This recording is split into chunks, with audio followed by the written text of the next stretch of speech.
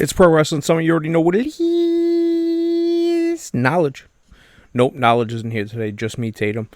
That's okay. We're going to make this a nice quick episode. All Out is this weekend. Bash at Berlin was last weekend. Bash at Berlin, really solid show. I really dig the 5-match card. It really is a big help to the viewing audience. That you don't get too burnt out. It's like 3 hours and you're done. It's not even like a thing. Very reminiscent of how the old NXT pay-per-views used to be. 5 matches. I do wish that they had maybe a couple of bonus matches that they would be able to throw on. Maybe a tag team title match, something like that. But other than that, I really don't have a big problem with the short cards. All Out this weekend is a little bit bigger of a card. But let's kind of review some of those matches right now. Danny has been very active on the social media platforms, from what I've been told. Congratulations, Danny. I really appreciate you. No one really cares.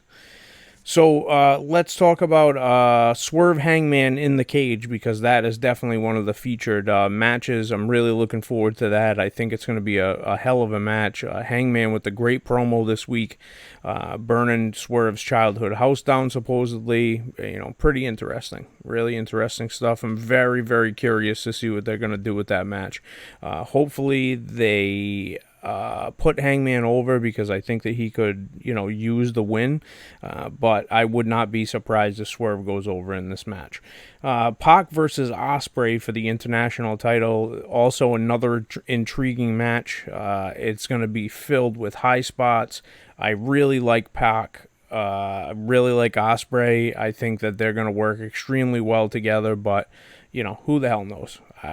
You never really can tell in those type of matches, and especially when a title's involved. I couldn't even speculate. I would imagine that they'd keep the belt on Ospreay, but who knows? Tony Khan's a wild man. The Bucks versus the Blackpool Combat Club for the tag team titles, and the Blackpool Combat Club participants are Claudio Castagnoli and Wheeler Yuta. That is going to be the Bucks winning again and holding on to the tag team titles, and that's fine. American Dragon versus Jack Perry for the world title. I think that we all know that Jack Perry is not going to beat the American Dragon, even though I think that he is hot enough to be able to do it right now and have some pretty good success. And then if the rumors are true that they're going to put the title on Darby at some point, I mean, Darby beating Jack Perry is way more convincing than Darby beating American Dragon, Bryan Danielson. MJF versus Daniel Garcia.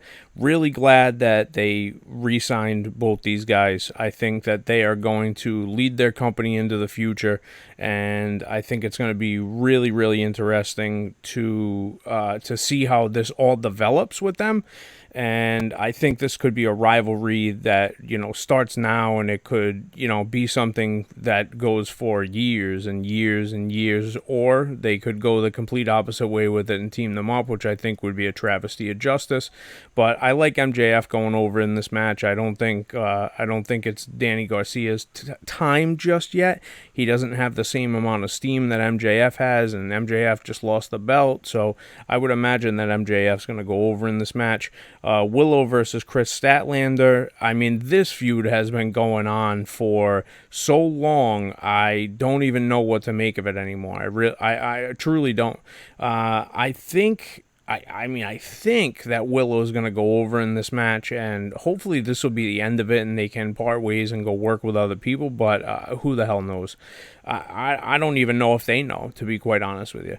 Mercedes Moné versus Hikaru Shida for the TBS title. I mean, Mercedes is definitely holding on to this belt. I'm not expecting big things from this match. I'm not a fan of Mercedes. Shida's okay. I do love women's wrestling, but this is just not the match for me. And then they're supposedly having a 4-way match for the Continental title. Okada versus whoever, I guess, gets the spots on Collision. because the pay-per-view is Saturday instead of Sunday for All Out. So I would imagine that they're going to have these matches on Collision, and they're going to be determining who's going to be in the four-way match with Okada. Hopefully, he has some good participants, maybe a Ricochet, maybe a Kyle Fletcher, something like that would be an ideal situation. Give these guys, something to do. But who knows? I mean, maybe Darby, maybe John Moxley. I really dig the John Moxley stuff, how he's calling out Darby and he's telling Darby he just wants to talk to him, and called Jack Perry, you're a good kid, and I just think it's I think it's awesome that John Moxley is doing that. And people can say whatever they want about the guy, but Moxley knows this business and he understands how to pop a crowd. And I think that working with a guy like Darby is only going to help Darby in the long run, regardless of win, lose, or draw for Darby. But that is certainly just my opinion. Bash at the Beach was hella interesting as well. Bash at the Beach. Bash at Berlin. You can see where my mind is today with no knowledge. No, exactly. No knowledge. That should be the key to everything right there, is my mind is all over the place because of no knowledge. Bash at Berlin. Let's just talk about that real quick. I think it was a pretty predictable card about who was going to go over. I mean, I thought for like a fleeting moment that KO might have a better showing against Cody, but, you can't really take that. KO, you can't really give the belt to KO in that spot, I guess. Gunther obviously is going to beat Randy Orton. I didn't think that Gunther was going to lose. The women's tag team title was an interesting switch, but again, what are you supposed to do with Jade and Bianca unless you're going to break them up? But honestly, I don't think Jade is ready to work singles yet. I really don't. And I know that some people are going to, not be happy about that or whatever, but that's just too goddamn bad. Like, she is not ready to work at singles matches yet. It's not a knock against her training or anything else. She's just not in the position. She doesn't understand the how, what, and why yet. And she wants to do big spots, but she can't. For some reason, she just gets, maybe she gets overexcited. Like, something happens, and she just totally fucks the spots. I don't get it. I really don't. But what are you going to do? Not, again, I think that the Bad Witches from Scotland are excellent. I think that they have a really, really good tag team. I think that their moves are crisp. They look the part. It's really good. And I love Bianca. But Jade just has not figured it out yet. And it's truly, truly unfortunate because she could be a giant star in professional wrestling. There is absolutely zero doubt about it. So I'm not really sure what's going to happen on Collision. Collision's being shown on Friday night when this is coming out on Friday. Rampage is also being shown on Friday night. So, you're going to have back-to-back shows, and then they have an all out, kind of what's going to happen at All Out type of show going on after Collision, Rampage, and then that. So they have like a solid 3.5 hour block that they're showing wrestling, and then SmackDown is also on tonight. So there's a whole lot of things that are happening. Whole lot of things. Coming off the back of Bash in Berlin, I almost said Bash at the Beach again. Coming off the back of Bash in Berlin, I'm not really sure that I dig this storyline happening yet for Gunther and Sammy. I'm not a giant Sammy fan as it is. I think Sammy's best work has been in the Bloodline. I think that he lost a ton of steam after that whole storyline ended for him and he was out of the group. I think that they could have waited to do this Gunther thing where Sammy gets involved maybe at WrestleMania, like, I'm the only guy to beat you, 1 year removed, like, let's do it again, and I'm going to beat you again for the world title. I think that could be a match that you would do, but maybe they're thinking a more higher profile match for Gunther at WrestleMania. I mean, he wants Brock. Again, I don't really care. Like, Brock is so far removed from everyone's mind at this point. Like, maybe this is the time that he should come back.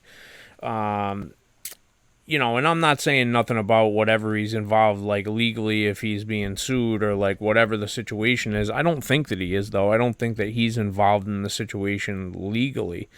I think that he was just implicated in maybe this accuser of Vince McMahon sending, videos to him or whatever. So I really don't know.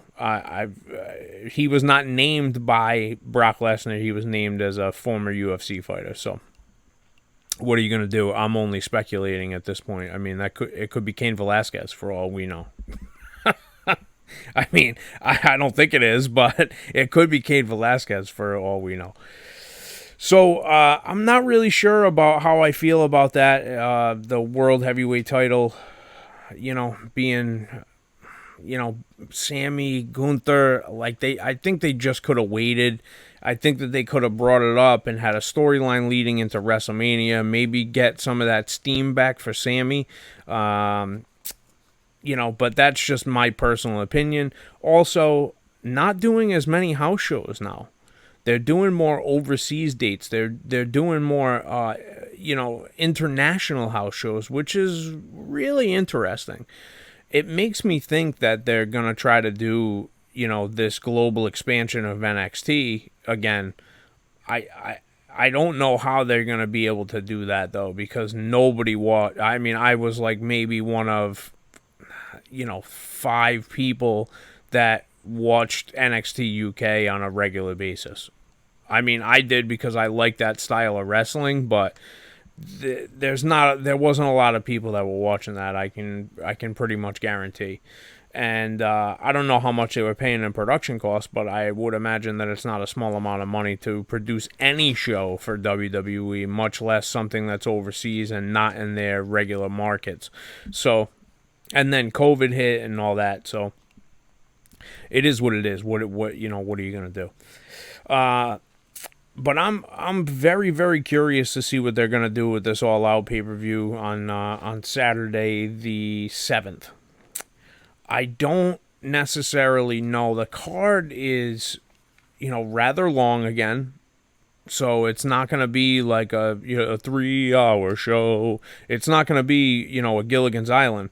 So, it's probably more going to be like a 5-hour show, which is fine if you're into that sort of thing. But, the show starts at 8 o'clock, and then, I mean, you're talking about almost, midnight, after midnight, we're going to let it all hang down.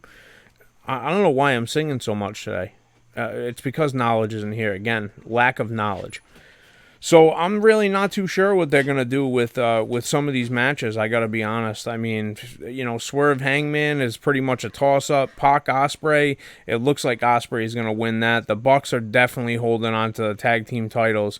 Dragon and Jack Perry, as much as people can say that they know what's going to happen in that match and that Dragon's going to go over, you absolutely have no idea, because they could do something really, really screwy with Jack Perry. MJF Garcia, I mean, MJF, you would imagine, is going to go over. Willow Statlander's kind of a toss-up. Mercedes is definitely going over on Hikaru Shida. And then the 4-way, we don't even know who's in the 4-way yet. So it's really hard to predict what the hell is going to happen with the match. I mean, the Elite having all the belts is kind of cool, because it leans into their heel characters a little bit more. But I feel like all the titles are being kind of held up by them and what they're doing, and in their storylines. And I mean, the tag team titles in both AEW and WWE are it's a horror show, an absolute horror show. I don't understand how they can't figure out how to book tag team wrestling. If anybody from either one of those companies is listening, please, I will be more than happy to lend the ideas about how to get the tag team division over for free. I'm not even asking to be paid. I just want to see better tag team wrestling. Like, I watch old school tag team wrestling and I go, man, the talent that the guys have nowadays, the tag team division should be crazy. They should be crazy. They should be a focal point of the show, and they're just not. They're just not. Even the tag team belts right now are not a focal point of the show. I mean, why?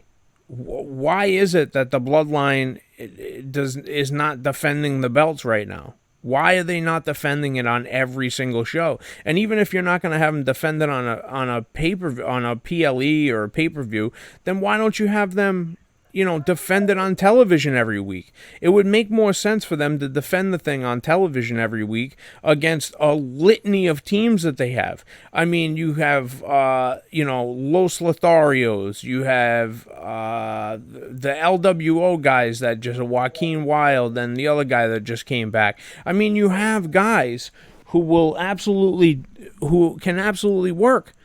And it would be fine for them to have matches with the Bloodline.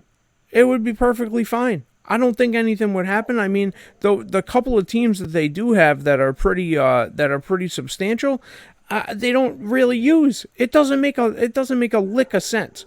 I just wish that they would use some of these tag teams that they have and put these guys in matches, because it would only benefit them. It would absolutely only benefit them. So I don't really understand why they wouldn't do that, but again, that's me just, playing Monday morning quarterback here. So, I don't want to take up too much more of your time. I mean, being a solo person, it's really hard to to argue with myself or whatever, but I wanted to at least, come out and, and talk about the Bash at Berlin card for a second, and talk about this All Out card for this weekend, because we don't want you to miss out on wrestling content. I mean, if you haven't already, make sure that you like, share, subscribe, tell your friends, share with your friends, tell them that we're over here, man. We got the wrestling content once a week. It's usually a quick show, like an hour, and that's it. You're done. We fill you in on everything, and we give you our takes about how these things are going. And then, follow the social media. Follow us on Instagram at good.villain.media. Also, you can follow us on Twitter, X, whatever you want to call it, at Pro Wrestling Summit RI. How difficult is that for you people? This is what you need to do. I'm telling you. Don't slack. Don't slack. But until next week, hopefully Knowledge is back next week, fulfilled his family obligations, and, and he'll be back and we can argue with each other and debate on what the hell's going on.